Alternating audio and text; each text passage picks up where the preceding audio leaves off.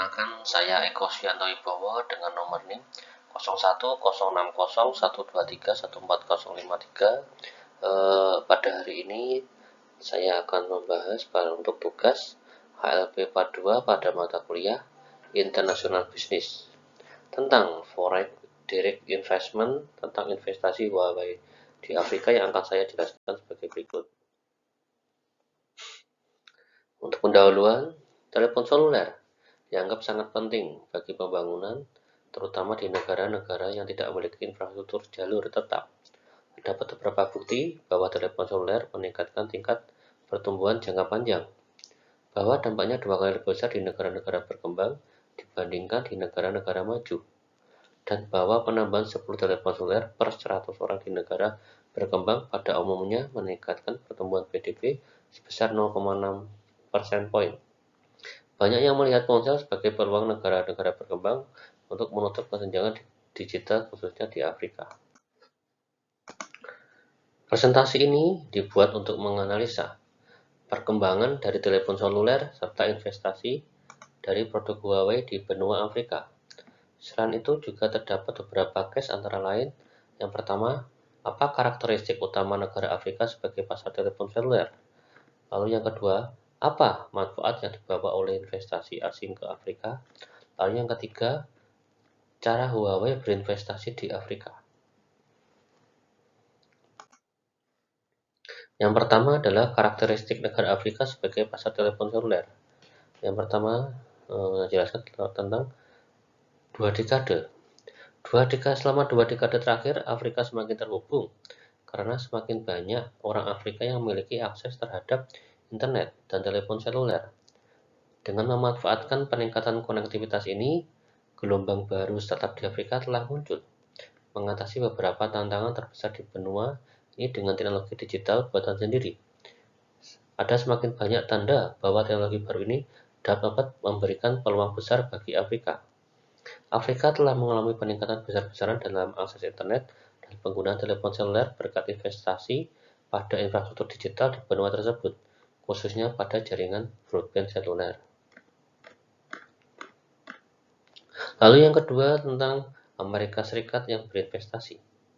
Raksasa teknologi, terutama dari Amerika Serikat, telah menyadari adanya peluang bisnis dalam mengatasi kesenjangan konektivitas yang ada di Afrika, dan telah mulai berinvestasi besar-besaran pada kabel data bawah laut, pusat data, dan pusat teknologi.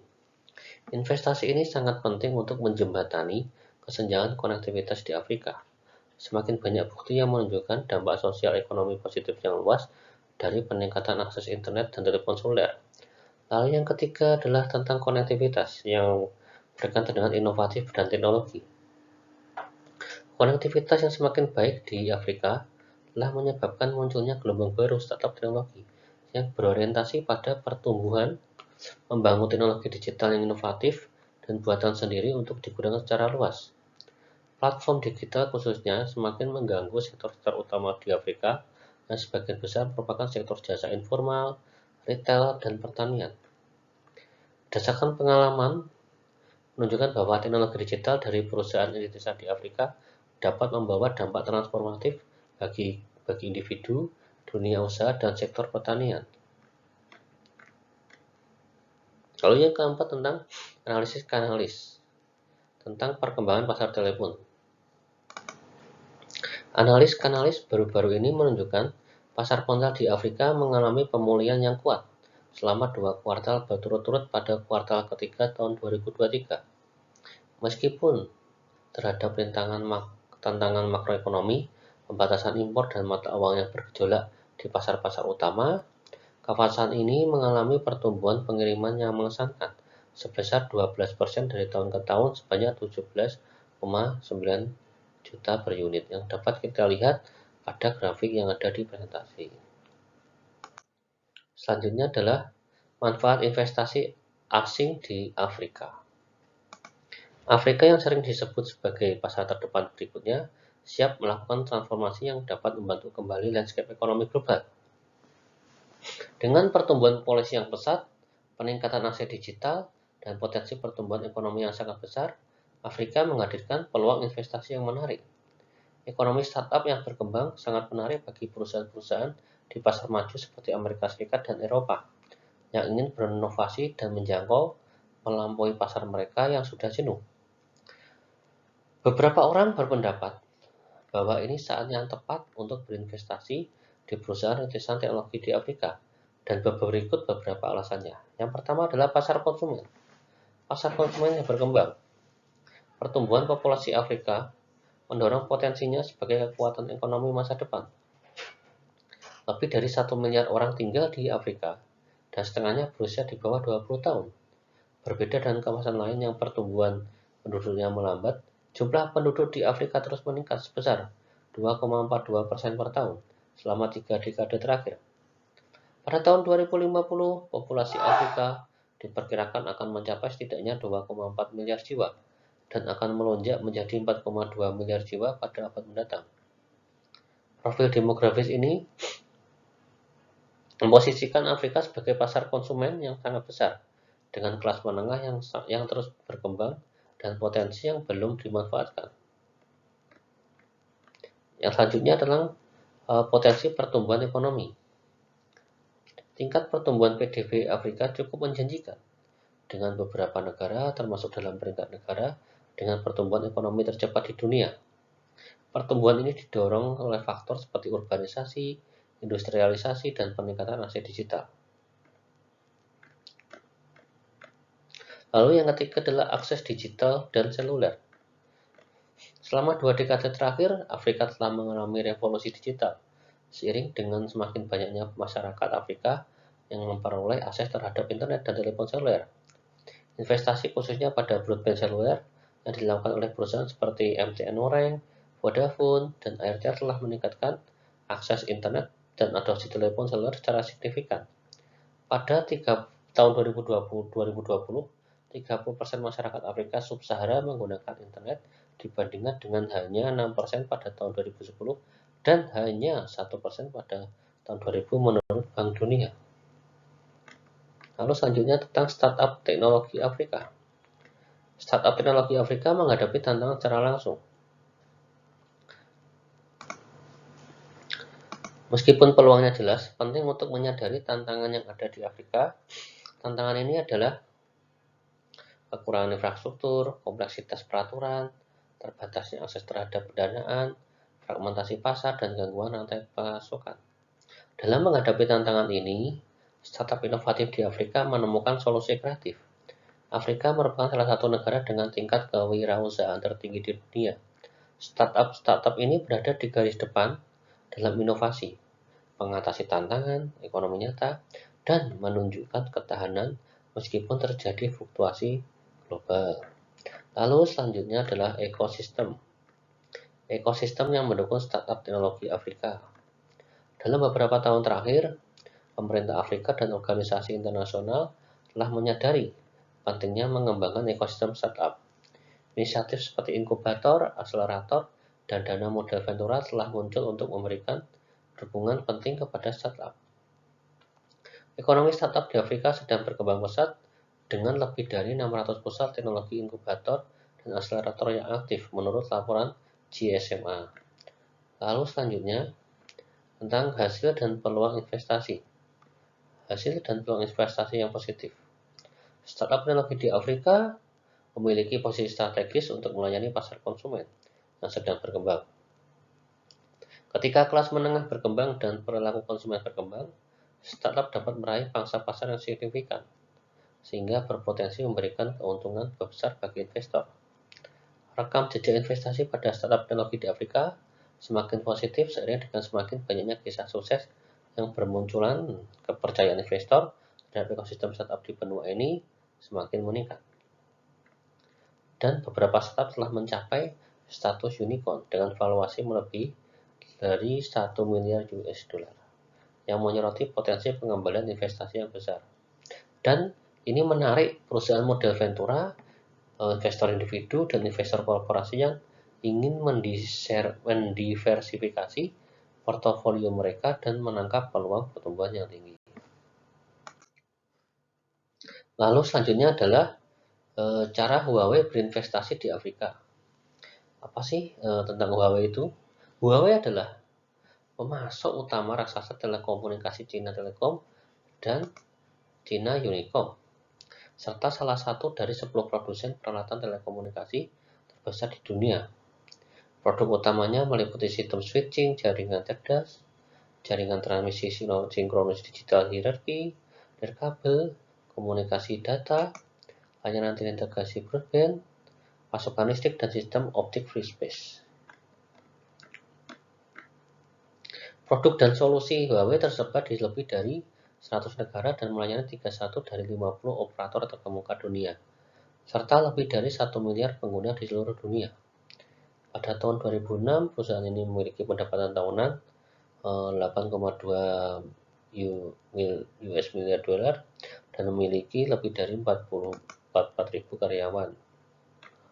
Pasar telekomunikasi terbesar di Afrika bagi perusahaan Tiongkok ini adalah Aljazair, Mesir, Tunisia, Maroko, dan Afrika Selatan yang mencakup 60% total aset telekomunikasi Tiongkok di benua tersebut. Lalu selanjutnya tentang investasi di Afrika di Aljazair pada tahun 1999. Di bidang energi, Aljazair adalah negara Afrika pertama yang dikunjungi oleh Presiden Tiongkok, Hu Jintao, dalam perjalanan luar negeri pertamanya setelah menjadi presiden pada tahun 2003. Namun, Tiongkok sudah aktif di industri telekomunikasi Aljazair sebelum pemerintah Hu Jintao. Huawei didirikan di Aljazair pada tahun 1999 dan saat ini memiliki akses ke lebih dari 80% seluruh operator dan pangsa jaringan swasta di Aljazair. Perusahaan ini adalah penyedia sistem dan terminal lokal nirkabel (CDMA) terbesar di Aljazair dan memberi Algeria Telecom solusi jaringan CDMA WLL terintegrasi berkabel dan nirkabel yang mengadopsi pusat saklar terintegrasi dan dapat bergabung dengan Aljazair Telecom yang sudah ada. Dan jaringan ini dapat terhubung dengan HoNet, saluran telepon tetap, ADSL, dan peralatan CDMA vendor lainnya, yang menjadikannya sangat fleksibel dan memerlukan biaya awal yang lebih sedikit dan jaringannya itu dibangun di 7 provinsi yang melalui 113.000 saluran. Lalu selanjutnya pada tahun 2000, Huawei memasuki Mesir pada tahun 2000 dan operasinya di Timur Tengah dan Afrika Utara berkantor pusat di Mesir. Huawei juga memiliki pusat pelatihan di negaranya.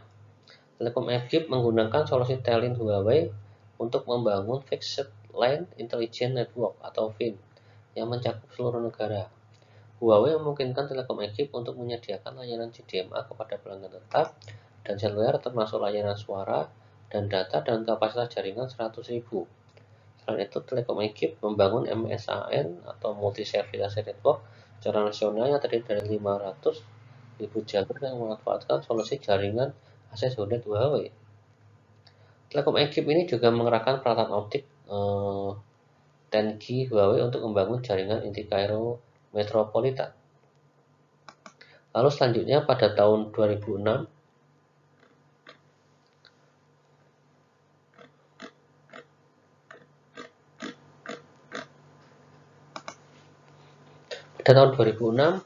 Huawei dipilih oleh Comium Mobile untuk membangun jaringan GSM di Pantai Gading. Kontrak tersebut mencakup penyediaan jaringan GSM, GPRS, 3G, dan Intelligent Network secara turnkey. Proyek ini mengadopsi solusi energi GSM dari Huawei dan GSM Dual Density Based Transceiver Session atau BTS. Generasi baru, Comium Mobile memilih Huawei sebagai hasil kemitraan sukses selama 3 tahun dengan Huawei di Sierra Leone dan Liberia untuk menyebarkan jaringan GSM. Comium Mobile adalah anak perusahaan yang sepenuhnya dimiliki oleh Comium Group Luxembourg. Selain Pantai Gading, Comium memiliki lisensi untuk menyelenggarakan layanan GSM 900/1800 suara internasional di internet, nirkabel broadband di Liberia dan Sierra Leone.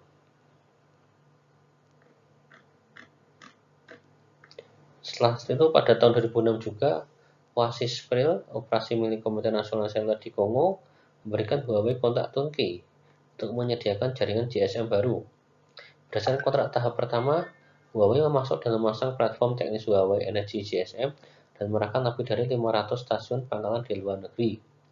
Jaringan ini menawarkan komunikasi suara serta internet berkecepatan tinggi, video on demand, MMS, dan pembayaran elektronik.